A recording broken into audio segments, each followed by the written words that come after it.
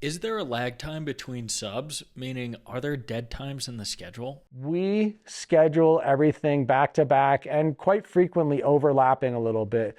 We don't have to have somebody done 100% before the next person can come in. And frequently we'll have upwards of 3 to 4, even 5, 6 trades in a house at the same time, trying to get through this as quickly as possible.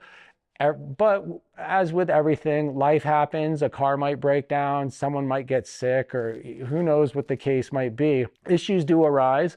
We're able to manipulate the schedule around that to make sure that progress is still being made where we can make it. And we deal with that as the time comes. But our jobs typically don't have any dead spots and are typically stacked with a couple different trades at the same time to try to get through it as quickly as possible. Is this approach to minimizing downtime unique amongst custom home builders in Denver? Yeah, so we have been excellent with scheduling and performing house builds on schedule and on budget. A lot of our new builds are typically somewhere in that 10-month mark, which is I want to say that's about 2 to 3 months faster than I've been hearing of a lot of our competitors doing the same house builds.